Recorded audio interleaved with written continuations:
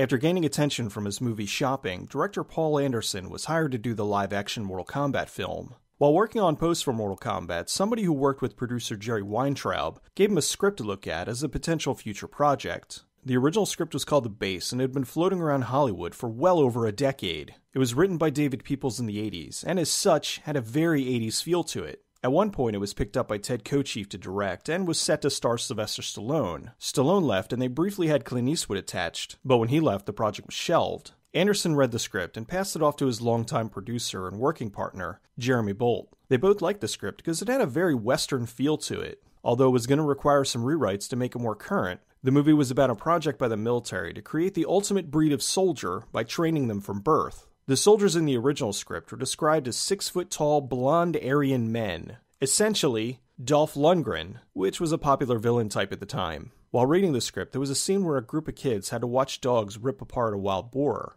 It evoked the torment and the mental stress these kids were going through, and was a large part of what ended up selling them on the script. Their first choice to play the lead role of Todd was Kurt Russell. Anderson went to meet him on the set of his latest film, Breakdown. Russell loved the script, but wasn't in the right physical shape for the role. He told them he'd need at least a year and a half in the gym to prepare. They agreed and cast him for the part. After finishing Breakdown, Russell proceeded to spend the next 18 months in the gym, exercising 3 to 5 hours a day. Meanwhile, Anderson and Bolt went off to shoot another project they lined up, Event Horizon. After Event Horizon was finished, they reconvened with Russell and moved forward with Soldier. They wanted a non-traditional villain, so they hired Jason Scott Lee, an actor who had previously played mostly hero roles. He was still in shape from dragging the Bruce Lee story and the Jungle Book, but they needed him to be bigger. So Lee hit the gym and packed on an extra 20 pounds of muscle. The last thing they had him do was shave his head, which made him the furthest thing from the villains of the original script.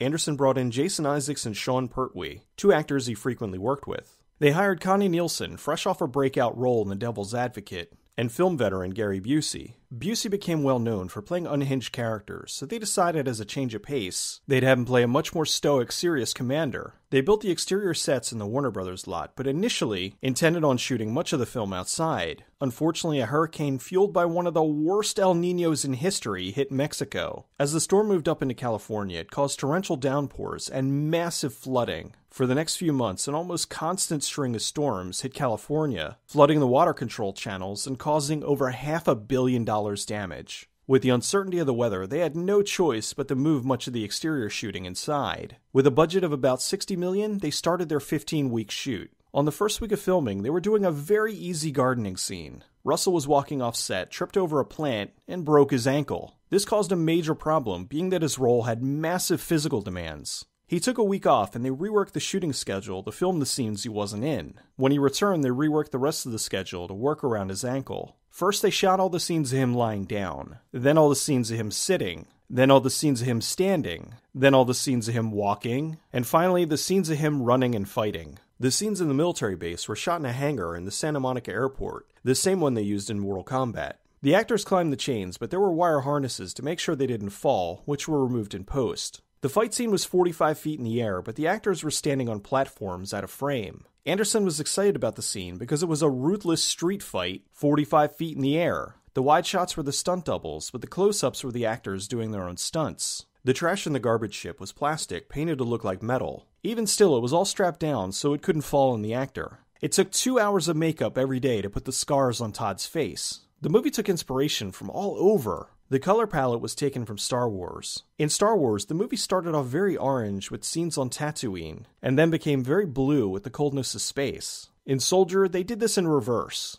They started off with the cold blue of the military vessels, then the warm sepia tones of the garbage planet, and finally both colors colliding in the finale. On top of the movie being shot like a western in space, the movie shares a lot of similarities to the 1953 western Shane. In Shane, an aging gunfighter moves into a peaceful settlement, but an antagonistic rancher forces him to fight. In Soldier, an aging soldier moves into a peaceful settlement, but a new breed of soldiers, led by an antagonistic colonel, forces him to fight. The clothing's also inspired by westerns. The movie had a mix of practical effects and CGI. Some of the ships were models, while others were CG. The inside of the garbage ship was a matte painting, and the crane was CGI. The crosses and the debris flying in the dust storm were all added in post. The rocket launchers were practical and could shoot prop rockets, although for the scene where Todd shoots one, they were afraid since he wouldn't have any head protection, so they changed his rocket to CG. When Todd arrives at the settlement, the colonists explain their ship was headed for the Triton moons, but crash-landed here. The wreck of the ship was one of the few outdoor sets. The support beams were designed to look like whale bones. The crosses of the people who died in the crash was built into an area they called Steelhenge. For the few exterior shots, they filmed in a cement quarry in California. When they were location scouting, they saw these huge dump trucks and thought they would be perfect as military vehicles. They bought a few, stripped them down, and rebuilt the armor on top of the chassis. For the scene where the trucks are arriving, they did this with some camera trickery. The hangar is actually a 4-foot-high model shot with forced perspective. It's close to the camera, and the trucks are off in the distance. They also tilted the camera to the side, and the trucks were driving flat on the ground, which made them appear to be coming down the ramp. Even though the trucks were 25 feet tall, they hired 4-foot-tall actors to stand next to them to make it look even bigger. The trash piles were all welded together with no sharp edges, so no one would get hurt. The interiors of the ship were designed after the interiors of nuclear submarines. 11-year-old Todd was played by Russell's real son Wyatt, who also had a cameo in 1996's Escape from L.A. While shooting these scenes, they ran into the first issue with the studio. There was one recruit who was falling behind, so they killed him. The studio wasn't happy with them killing a kid because they figured it would be too controversial.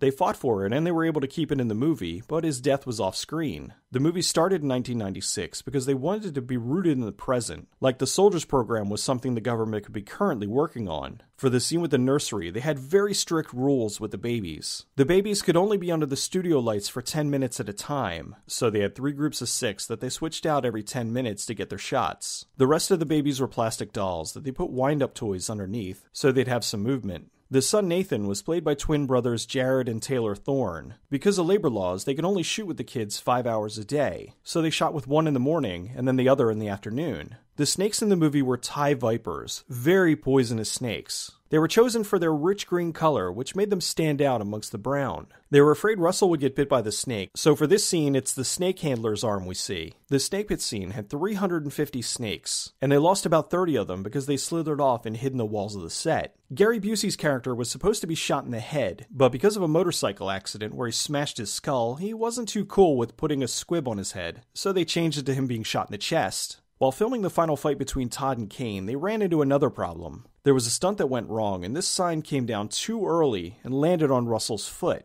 So now both of his feet were hurt. He took a few days off and was able to return and finish his scenes. The next problem they ran into was the studio wanting to soften the character of Todd. Early in the film, he shoots the target of a terrorist through a woman and child, and later does the same minus the child. The studio wanted both those scenes removed. These scenes are essential to the film to show how brainwashed Todd was to the military, and how by the end, he decides on his own to save the colonists. Russell fought them over it, and they were able to keep it in the film. The last scene Russell shot for the film was of him running. After that, he left the lot and immediately went to In-N-Out Burger. After the shoot, the workers were disassembling the set. When they tore down the walls, the missing snakes poured out. They found all but one of them and joked that the missing snake probably slithered into the offices and got a job as an executive. When the film was sent to the MPAA for rating, it came back with an NC-17. The biggest scene they had to cut was the chain fight. They had to dial back the eye gouging and eventually received an R. The movie opened on October 23, 1998, in 5th place. It ended its run making roughly $14.5 million domestically.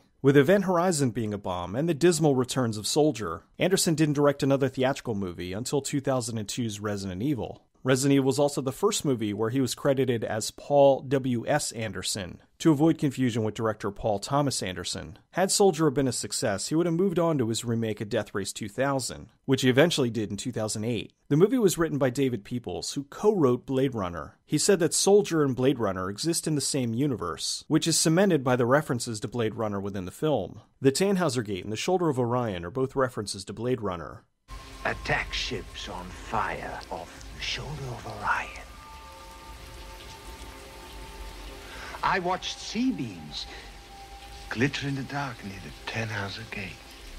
It was implied the newer generation of Soldier may have been replicants. David L. Snyder was the art director on Blade Runner and the production designer for Soldier. Towards the end of the film, a spinner is easily visible. Aside from that, the movie is loaded with references.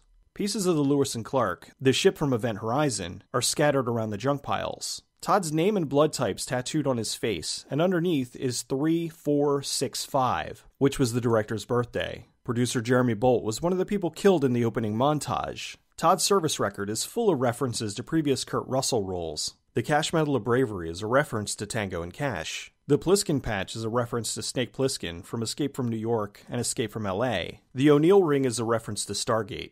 The McCready cross, The Thing. The Captain Ron trophy, Captain Ron. The Dexter Riley Award, The Strongest Man in the World, Now You See Him, Now You Don't, and the Computer Wore Tennis Shoes. The McCaffrey Fire Award, Backdraft. The Battle of Shanghai is a reference to Big Trouble in Little China. The weapons listed that Todd's proficient in includes the USCM Smart Gun from Aliens, the Doom Mark IV BFG from Doom, and the Illudium Pew 36 ESM, which is from Bugs Bunny. At last, after 2,000 years of work, the Illudium Pew 36 explosive space modulator. It's also the device they used at the end to blow up the planet. His statistics, strength, dexterity, constitution, intelligence, wisdom, and charisma are from Dungeons & Dragons. Sector ZZ9, plural Z Alpha, is the location of Earth in The Hitchhiker's Guide to the Galaxy. Zaphod is a reference to Zaphod Beeblebrox. It's a shame Soldier did so poorly, because it's awesome! Kurt Russell's outstanding in the lead, and even though he's in the majority of the film, he only speaks about 100 words of dialogue, one of them being one of my all-time favorite movie quotes. What are you gonna do? I'm going to kill them all, sir. Soldier may not have been one of Anderson's most popular films, but it's definitely one of his best. The action, the sets, the story, Kurt Russell and Jason Scott Lee, everything in this works. Anderson described Event Horizon as a haunted house in space, and Soldier as a western in space. What's he gonna do next? I think that's pretty obvious.